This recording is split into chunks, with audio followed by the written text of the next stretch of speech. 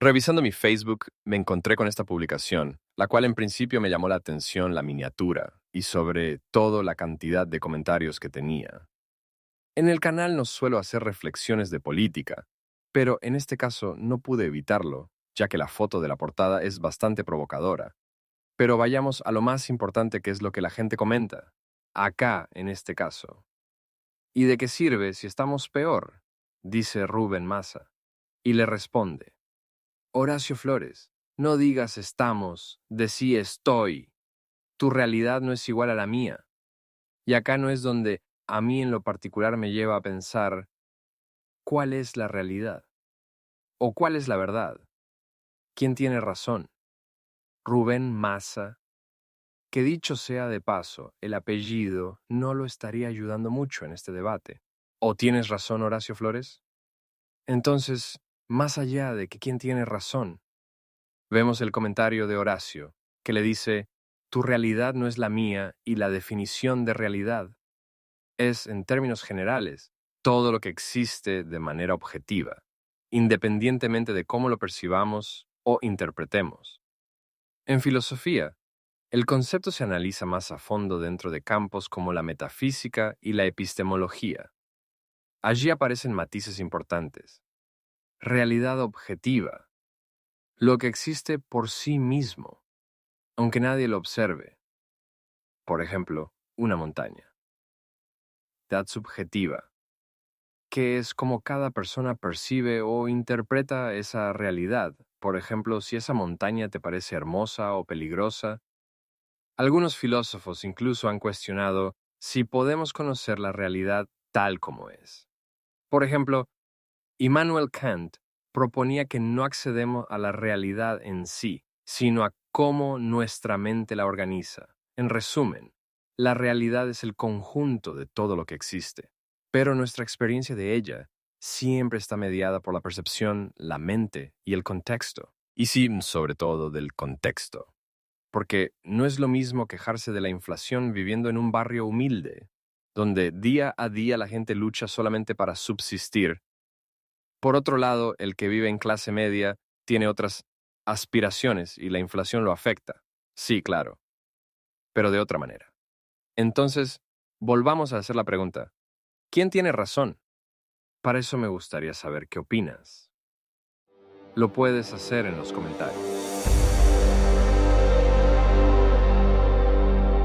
Pero, volvamos a la publicación. Vemos otra, en este caso, un poco más agresiva. Esta chica Gauna comenta: el mecanismo que usaban era el de controlar los precios a cambio de endeudamiento.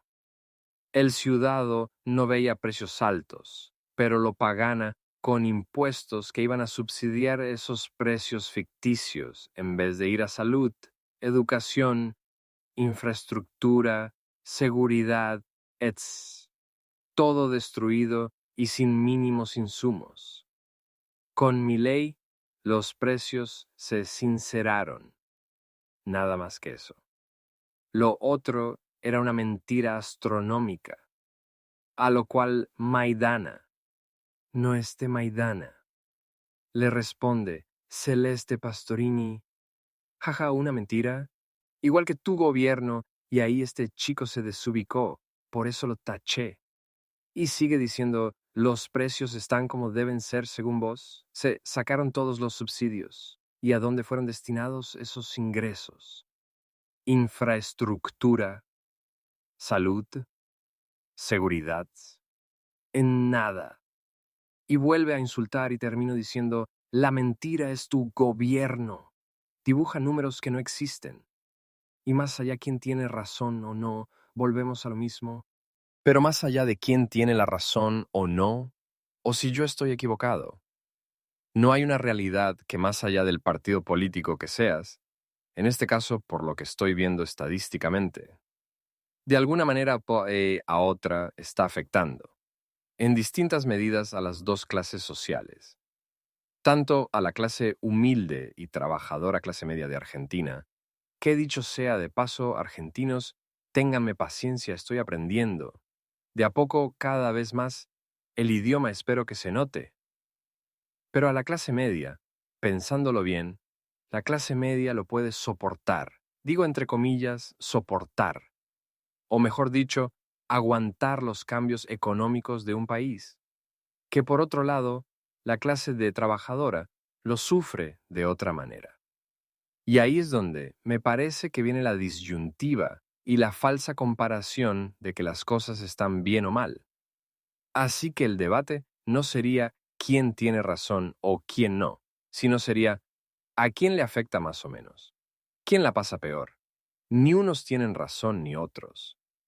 Más bien refleja cómo una misma política puede ser vivida de formas muy distintas, según la posición social, económica y hasta cultural de quienes la experimentan.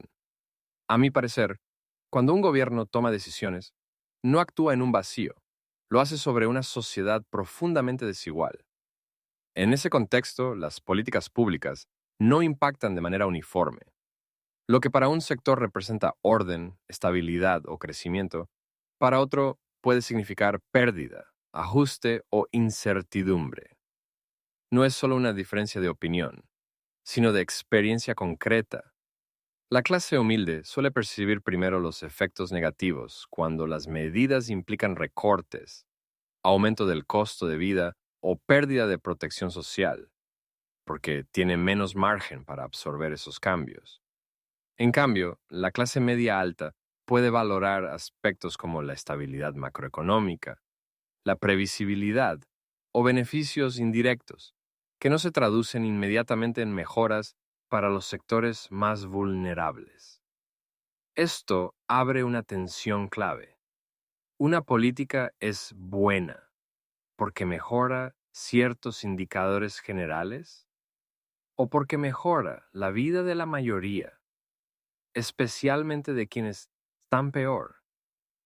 La respuesta no es técnica, es profundamente política y ética. También aparece el tema de la percepción. Cada grupo tiende a interpretar la realidad desde su propio lugar. No es que unos estén completamente equivocados y otros no, es que están viendo distintas caras del mismo proceso.